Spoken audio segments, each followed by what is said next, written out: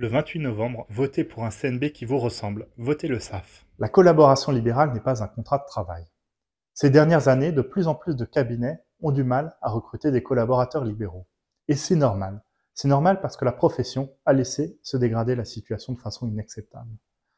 La collaboration libérale, théoriquement, c'est une relation où on permet aux collaborateurs de développer une clientèle personnelle. C'est la différence par rapport à une collaboration salariée. Pourtant, aujourd'hui, le contrat n'est plus tenu. Il n'est plus tenu parce que la dernière enquête du CNB nous montre que 55% des collaborateurs libéraux ont moins de 3 dossiers par an, c'est-à-dire pas de clientèle personnelle substantielle. Et à Paris, la situation est même pire puisque 75% des collaborateurs libéraux n'ont pas de clientèle personnelle. Ce n'est pas acceptable d'avoir un détournement de ce statut de cette ampleur. Sans compter un temps de travail qui est beaucoup trop important. 60% des collaborateurs libéraux vous disent travailler plus de 40 heures par semaine et 28% vous disent travailler plus de 50 heures par semaine, c'est-à-dire une durée de travail totalement anormale. Au SAF, on a plusieurs revendications pour redresser la barre.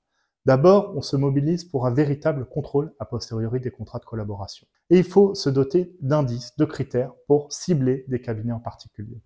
Il faut regarder la clientèle personnelle des collaborateurs pour aller voir la situation là dans les cabinets où les collaborateurs n'en ont pas, pour voir s'il y a un problème.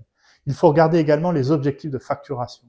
Quand dans certains cabinets, on demande 2000 heures facturées aux collaborateurs par an, ça veut dire qu'on ne les laisse pas développer une clientèle personnelle et ça veut dire qu'on induit un temps de travail qui est beaucoup trop important. Et puis, il faut aussi regarder le turnover.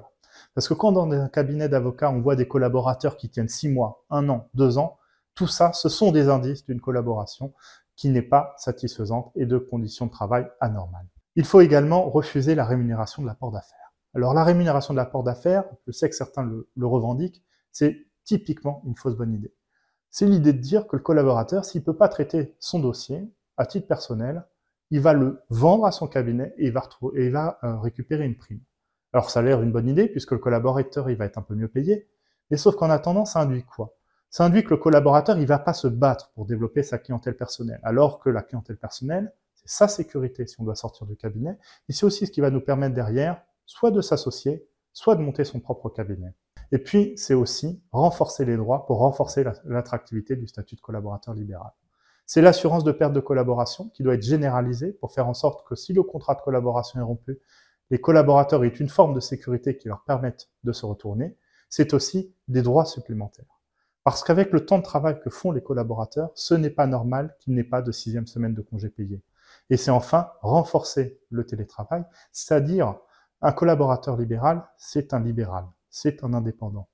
Et cet indépendant, il doit avoir la possibilité, dès lors que c'est compatible avec l'activité, d'avoir recours au télétravail tel jour ou tel autre pour pouvoir s'organiser librement. Et ça, c'est une revendication forte des collaborateurs.